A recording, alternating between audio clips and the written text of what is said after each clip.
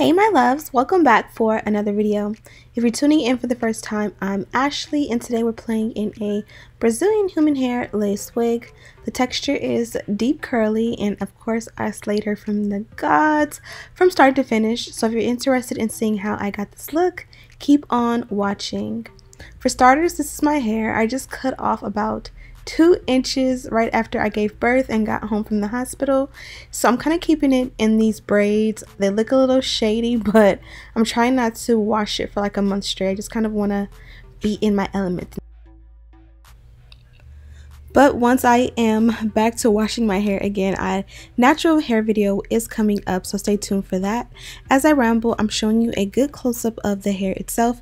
This is a 360 lace wig, 180% density, 22 inches in length. They sent over a medium-sized cap and I'm absolutely in love with the texture.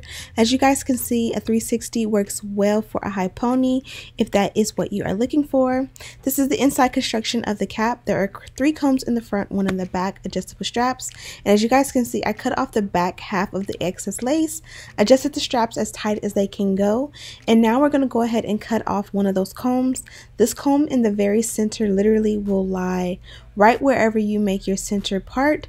I find that typically these don't necessarily make the parting lumpy, but if you want the flattest, smoothest, most flawless application, it might be a good idea to remove it.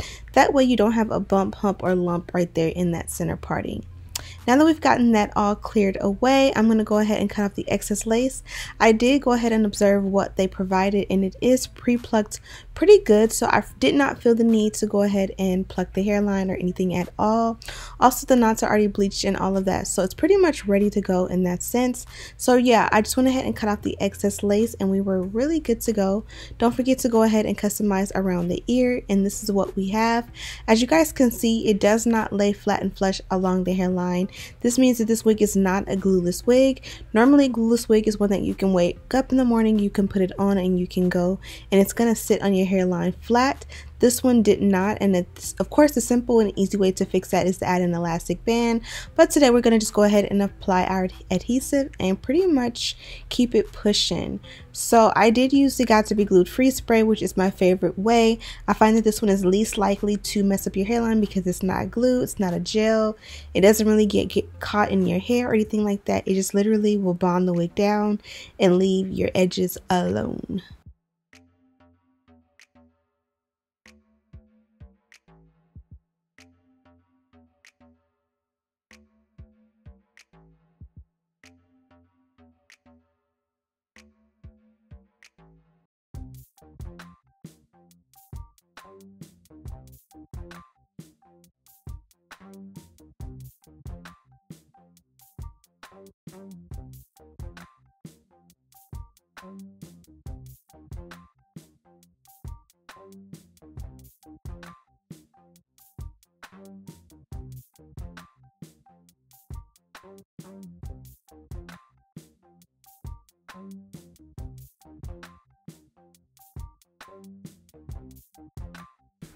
So obviously baby hair is optional, and here's where I messed up. You see how I applied that lotion, the foam lotion, directly onto the lace? This is gonna wet the lace to no end, and it pretty much will lift your adhesive, especially if you're using like a gel or a spray like I am. And I'm gonna have to go back in and fix it, but a lot of times you guys tell me this is your problem, as far as like you're saying that when you use your foam lotion your lace comes up and it becomes a mess. So I'm going to show you how I fix that in just a moment. But yeah, the foam lotion worked amazing to go ahead and create baby hair. Again, it's pre-plucked, so the baby hair looks amazing. My wig did not bond down completely around the edges just because I have long sideburns, so I kind of finessed it with swoops around so that you cannot see. But of course, if you want yours flat and flawless and bonded completely around those sideburns, be sure to use an actual glue like Ghost Bond or Isha. I highly recommend the Isha glue. It's one of my favorites. But we're gonna do a center part today. You guys also tell me all the time that you guys have trouble getting the perfect parting. Trust me, I do cut clips. It does take me a minute to get the part super perfect, but I do not give up until it is exactly how I want it. You just have to be patient and not really get frustrated. And as you guys can see, here's what I realized: the wig is coming up because I put too much of a liquid on that lace. So I'm going to go ahead and style the front and the crown of my head, and then we're going to go ahead and lay that down all over again. If there's one task that's super hard, it is to install a wig without using my electric hot comb. I absolutely love this thing. Even though we're going with the curly hair and we're going for a semi-wet look, I still feel like this made a huge difference in making the crown look super flat. I personally believe it's all about preference, but I do find that when my hair is curly from like root to tip, when it comes to my lace wigs, it just looks a lot more wiggy. Of course, we know it's a wig and there's no finesse in that, but of course I want it to just look like it's coming out of my scalp and try to make it look good. But as you guys can see, the wig is not bonded down anymore, so all I did was I reapplied my Got to Be Glued spray. I'm gonna hold it down to kind of get it to apply or adhere as much as possible, but when I move it, it is gonna move because the lace is completely wet, again because I did put all of that foam lotion there. You guys watch my previous videos, you guys know normally I spoon the or pour the foam lotion onto the baby hair brush little by little and swoop the baby hair with that. If you don't know what I'm talking about, watch like my last 2 install videos and you'll see exactly what I do, because that's pretty much what I do on every video. And because the lace is still wet, even though I applied the gel, I went ahead and applied a scarf and I let that pretty much re-dry while I went ahead and did my makeup, and that worked out perfect because now it's completely dry and completely bonded down.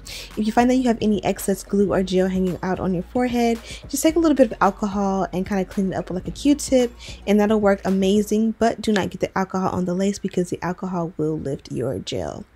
Now that we've saturated the hair and got it semi-damp, I'm going to add my Aussie Moist. Whenever I am doing curly hair, normally I will use either a conditioner, a moisturizing conditioner specifically, or I'll use a mousse.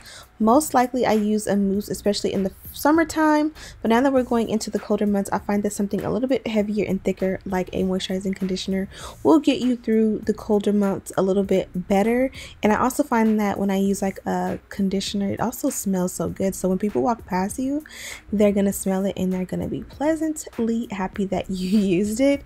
I don't know, that was pretty corny, but this is the look. As you guys can see, I really didn't use a brush or like a dimming brush or anything to comb out the hair. I used my fingers in the entire video, so that's pretty much how I did it, and there was no tangling. Of course it sheds a little bit just naturally, but it wasn't no excess you know, shedding or anything crazy going on with the hair. And then to set it off, I'm going to go ahead and add my contour powder. And this is pretty much the final look. Hope you guys enjoyed it. Link to this wig is in the description box as always. As well, they gave me a coupon code for you guys. Use code Ashley at checkout and get money off. Thank you guys so much for watching. Don't forget to comment, subscribe, share this video with your friends, like it, you know, all that stuff. There is a wig sale coming up this weekend, so stay tuned for that. And as always, I'll see you in the next one. Smooches!